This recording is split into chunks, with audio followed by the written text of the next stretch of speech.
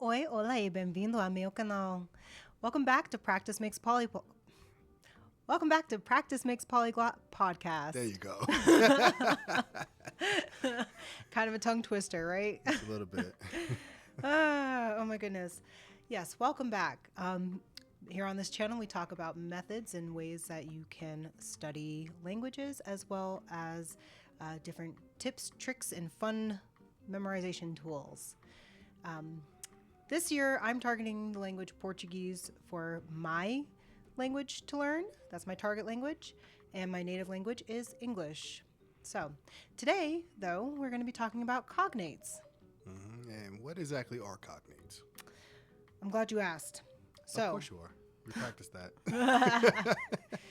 So cognates are words that are similar in spelling, sound, and meaning across multiple languages. For my purposes, there are hundreds, if not even maybe 1,000 or more, between Portuguese and English. This will go the same for, say, Spanish and English, or French and English, or even Spanish to Portuguese, French to Spanish, maybe. I don't know. Possibly. French is a little wonkier than the other two. Italian would also translate well with this. So, yeah, cognates. So, they are words that are shared across language families. So, for instance, again, you'll have the Latin and Romance languages. Those usually have hundreds, if not 1,000, couple thousands of cognates going on. And these are often in your adjectives, your verbs, your nouns. For the most part, you just have to change the suffixes of each of these words. Now, I know that was kind of a lot thrown out there, suffix, adjective, verbs, nouns. For some of my American viewers, you may not be as familiar with these grammatical terms, depending on how thorough your public education was, how much you retained. It's not always, everyone's favorite subject, but English was supposed to teach us, if you are an American student, it was supposed to teach you the parts of speech, but not everybody got that upbringing. So we can briefly go over a couple of basic parts of speech, if that would help. I believe it would definitely help. And what she's saying is not an indictment on intelligence. No. I myself have a master's degree and still trying to figure out which term goes to what part of the language is always confusing because it's not something that was drilled into me when I was a child. Yeah. So for cognates specifically, I feel like you can find a lot of them in verbs, and that's where we talk about using them almost most often, as well as adjectives and adverbs. So let's just talk about what those are, those types of words. Really quickly. Yes. A verb is a word that does things. It's an action word. It's a doer. Doer is a verb. Wow. Because it's doing something. What's the other way? It's a doer. It's doing something. And then you have an adjective, which is a description word. So the word blue is an adjective. The word fast is an adjective. Then you have adverbs, which are adjectives that describe verbs. Add, verb. Put them together, that's what you got. So, for instance, quickly, rapidly, happily. These words in English usually end with that ly that we hear. And when we cross them into other languages, that's where we start talking about the suffix part. Excuse me. So prefix is anything that comes before a word that changes its meaning, such as post or pro or con. Those are usually right before a root and then the rest of the word. But a suffix comes after the root. So, for instance, we can say exact. You can exact revenge on somebody. It's a verb. You can have an exact measurement. It's an adjective. Or you can say exactly as an interjection to mean, that's precisely it. But that root is exact. The suffix there and the last one would be ly, exactly. My poor husband, his eyes are glazing over. No, okay. So, yeah. Which part do you use for the cognate? Well, for the cognate, you use the root and you change the suffix, generally speaking. There are some exceptions, but we'll talk about the different types of cognates in a moment. Just to make sure that it's kind of sinking in English, I think that you'll find a lot of adjectives turn into interjections, which are just like exclamations, like woo, or adverbs, just by adding that "ly." And what are cognates again? Cognates are shared words across languages that have similar spelling, meaning, and sound. Okay, so can you give me an example, like you were using exactly? What's the cognate for exactly between, let's say, the target language Portuguese, which is also my target language, obviously, but between Portuguese and English, what's the cognate there? So exactly is the cognate, but its suffix changes. So from exactly, exactamente. Okay. All right. So do you hear that? Exactamente. Exactly. Okay, so amenchi is Lee. Yeah. Yep. And yep. So you could also use it as let's see, what's another one that's a good mente word? Oh my God, why am I blanking right now? What about precisely? No, you couldn't use precisely because we use the word preciso in Portuguese to mean I need. Okay. So precisely is not quite there. Okay, so what about, I don't know. Why it's just like when you have to think of one of these Yeah. words. It gets hard, doesn't it, when you have to think of it actively? Yeah, it's kind of crazy. But what about automatically? Automata, you know, I feel like I could say it and I'm like stumbling. Automatamente. We're learning. If that's really the word, let's look it up real quick because I don't want to say this and then it not Okay. actually be the right word. So let's just make sure. All right. Because I am not an expert yet in Portuguese. I'm not, fluent all the way or anything. So I mean, you have experience in other languages, which is why, the name of this podcast. yes, is Yeah. practice makes polyglot. And side note, for the word automatically in Portuguese, automaticamente. Automatically, automaticamente. Got you. So there we go. It is. You had a great example there. Okay. Automaticamente. Okay. It's kind of a mouthful if you are not used to having that many syllables. A lot of tongue twisters today already on Yes. this episode. Yep. But you bring up a really good example because that one I would say is what we call a true cognate. Now there are 3 types of cognates. The first category are true cognates, and these are cognates that have the same root. In this previous example, automatic, automatica, and then a suffix that changes. And that's a true cognate because you have something that's changing, but it shares the same root across multiple languages. There are other words like technically, technicamente. So, you can find those, again, across languages. Generally speaking, with English, you're going to find those easier when you look at Spanish, you look at Portuguese, Italian, Latin-based languages, and also, I want to say even some Germanic languages. English is a Germanic language. Germanic. Well, it's Germanic and Latin. Yes. It's both. Yes. So Germanic, you mean like obviously German, Deutsch. Yeah, you'll find Norwegian? some similar. I don't know if they're their own thing with Norwegian and like Finnish. I feel like those are their own language families. Okay. Yeah, if I remember correctly. Correct me in the comments.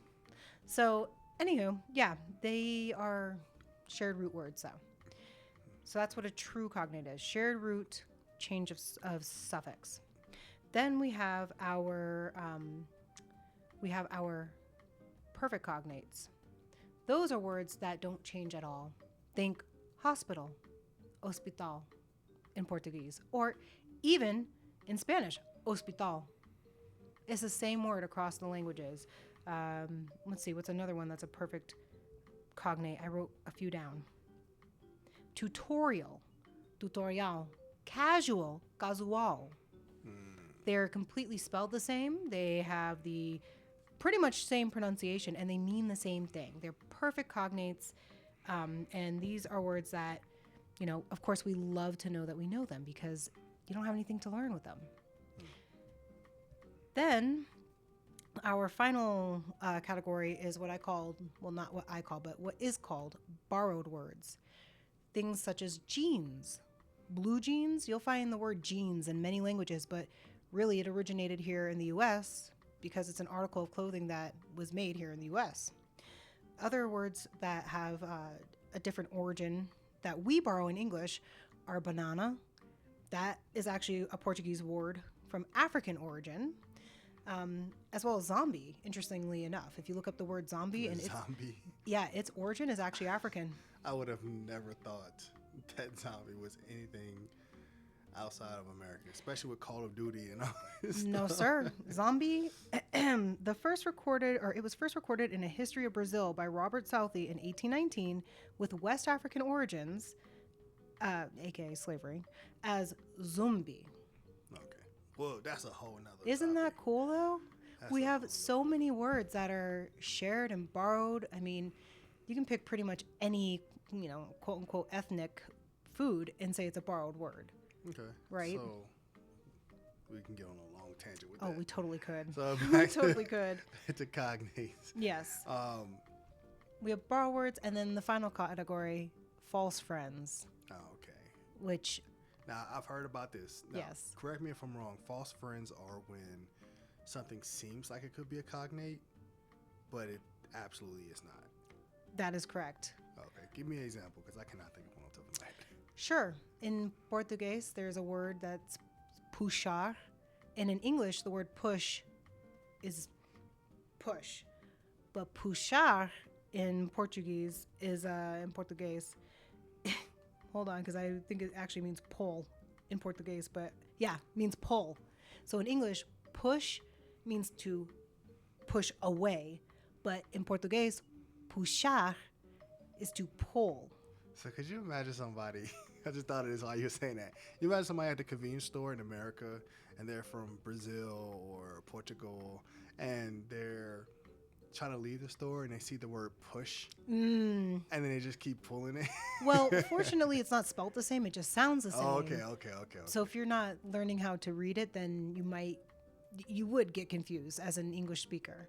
And then even more funny, the word pular means to jump. And that one is spelled P-U-L with the suffix of A-R. So you see, P-U-L-A, you might be like pula or whatever. Pulinho, oh, pull a little. No, it means little jump. Pulinho, little jump. Yeah.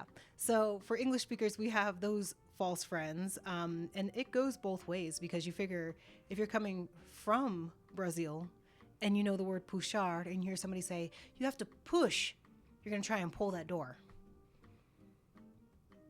We also have another false friend that cracks me up. In English, we have the word debate. And when you see it in Portuguese, when it's written, it looks like the word debater, which in English, debating is like you're heated, you're discussing something, Not going back and forth. Okay, but very, very often people get heated and they're going back and forth in a lively manner. But in Portuguese, it just means to discuss. Which is what it should mean in English, but we both know how that goes. Yeah, we know how that goes, but that's just not what it is. So it's interesting. So debate is pretty much a Latin word, which Probably means to go back and forth. I have not taken Latin. I probably should. I mean, At that some can point. explain why us Americans can't do it very well. Yep. So more about false friends, because I was just sitting here thinking like that would be a very interesting conversation if you're trying to talk to somebody. Let's say somebody that knows, somebody knows English who's learning Portuguese, and somebody who's, they're doing a language exchange or something like that, and they're telling the person like, hey, you should jump, and the person's like, what do you mean I should pull? Like I don't understand what you're saying. Yeah. So, excuse me. Yeah, there's. Sorry, but what's the best way to is there any way to know when something's a false friend? Excuse me. Unfortunately, no. But the best way to learn about false friends is to learn your true and your perfect cognates. And of course, you're not going to know them all at the beginning. There's like thousands of them. Oh, yeah. But there are ways that you can find them and study them. So that way, when you are faced with something that could be a false friend, you might be a little more prepared, or you might just know how to tell, the difference. For one, I have noticed with English and Portuguese that even though there are a lot of words that sound really similar, when you look at the spelling and you see the root and the suffix, the root isn't quite lining up. And yes, it is true that there are some cognates where a letter or two will change in order to, make that root work. Sometimes they'll take out an extra L, or really that's the most common thing, is taking out like an extra L from a double L situation. Or they'll put in an H. So, there's little things like that. But again, the best way to figure out if you're looking at a false friend or you're looking at a cognate is to learn your cognates. That sucks. Well, not really. I mean, it's actually pretty easy to learn them. And then you can also tell from some of the ways that you can learn them whether it's a false friend or not. So one of the methods that I like to use, excuse me, is I like to, it's just one thing I do, listen to a BBC News, like BBC Brazil podcast. I'll often go and they have topics on everything: art, science, music, math. I mean, you don't even have to do this with just BBC, but it's helpful because BBC also has articles that go with them. So you can listen to the podcast or watch the video, get kind of a context there, and then you can go read the article, or vice versa. You can read the article and then listen to the podcast, or you can get the article and listen while you read. But what this does is gives you a way to actually go through the reading and highlight when you see or hear a word that makes sense to you in context. Now, for those of you who are just starting to learn, that might not always work, because you're like, oh God, I don't know what faz isu means, Like, Do it. yeah, like, yes, that's what it means. But you may not know, like, if you are literally just cracking open the book for the first time, so to speak, you're not going to go in and be like, oh, okay, let's see, que você tá anotando. What is that? Like, you're not going to know what that means necessarily. However, you might recognize words, again, like, exactly, exactamente. I can't say it. I tried again. Or hospital. Exactamente. Yeah, exactamente. What was the other one that we had that I just... Automatically. Oh my God, automaticamente. You might not... Automaticamente. Automaticamente. Yeah. First So, try. so anyway, you might not be able to get everything around those words, but just being able to see what words you recognize is going to help you find cognates.